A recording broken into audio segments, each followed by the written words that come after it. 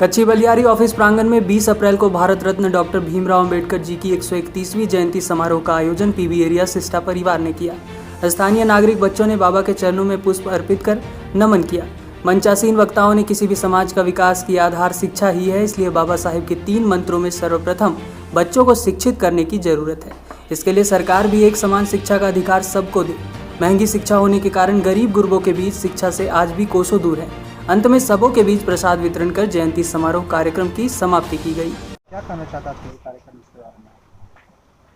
ये कार्यक्रम जो है STSC एम्प्लॉयज़ एसोसिएशन की ओर से आयोजित किया गया है और ये बहुत अच्छी बात है। देश के महान महापुरुषों की जयंती मनाना तो अच्छी बात है और ये इसमें हमारे BCCL के एम्प्लॉयज़ काफ़ी हैं, तो हमको आना ही था। और बाबा साहब भीमराव अंबेडकर के बारे में क्या कहना है, वो तो लोगों को क्या प्रेरणा देना चाहते हैं। लोगों को इनके बारे में क्या प्रेरणा देना चाहते हैं? लोगों को प्रेरणा ये देना चाहिए कि लोग जो है उनकी बातों को, उनके आदर्शों को, उनके और तमाम गुणों को अपने लाइफ ज़िंदगी में उतारें। शिक्षित बने, संघर्ष करें, ये तो ठीक है। और संघर्ष की दिशा कभी कभी कुछ ज़्यादा वो खराब चली जा रही है, ऐसा भी कुछ देखने में लगता है। लेकिन तमाम बाबा साहब भीमराव अंबेडकर अपनी लाइफ में उन्होंने अस्पृश्यता और कुछ भेदभाव के खिलाफ जो संघर्ष किया और वो पूरे देश में सफल भी रहे, उसका उन्मूलन हुआ हिंदू समाज से। मतलब मैक्सिमम, अब थोड़ा बहुत तो कुछ है, लेकिन ज़्यादा से ज़्यादा उन्मूलन हुआ। अस्पृश्यता का उन्मूलन में गांधी जी का तो मुख्य नाम आता है, उसके बाद बाबा साहब भीमराव अंबेडकर का नाम आता है।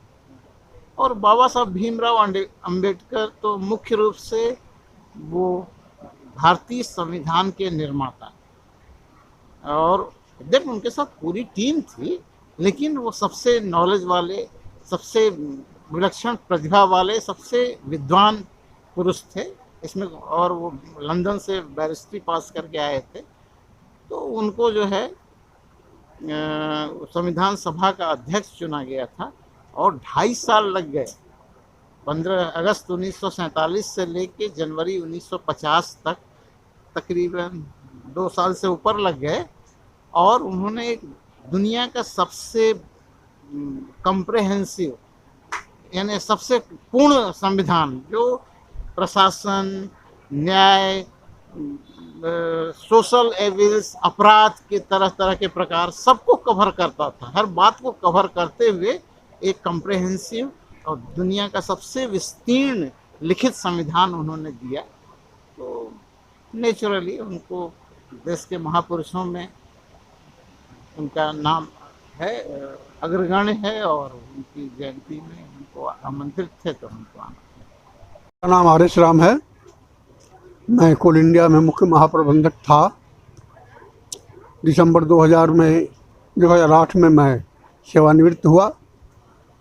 ये कोल इंडिया SC/ST एम्प्लॉयज़ एसोसिएशन की स्थापना हमने 1991 में धनबाद की धरती से ही किया था और इसका मुख्य उद्देश्य है समाज में जागरूकता पैदा करना, समाज के लोगों को शिक्षित करना, संगठित करना और अपने अधिकारों के प्रति संघर्षशील होना।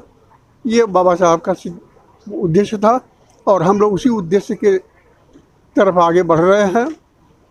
और इसी उद्देश्य को लेकर के हमने इस सिस्टा संगठन का गठन किया। आज ये सिस्टा संगठन धनबाद से निकल करके कोल इंडिया की 8 सब्सिडरी में बहुत बढ़िया से रन कर रहा है। और मैं अपने लोगों से ये कहना ही चाहूँगा कि हमारे लोग सिर्फ बाबा साहब की जयंती ही नहीं मनावें, उनके आदर्शों पर चलने की कोशिश करें, उनके आदर्शों पर चलें और समाज को आगे बढ़ाएं। पढ़े लिखे लोगों से मेरा निवेदन ये है कि पढ़ने का मतलब सिर्फ कॉलेज के डिग्री लेना और नौकरी करना नहीं है। पढ़ने का मतलब ये है कि समाज के लिए वो कुछ करें और समाज को आगे बढ़ाने की दिशा में काम करें, तब पढ़ने का कुछ मतलब होता है।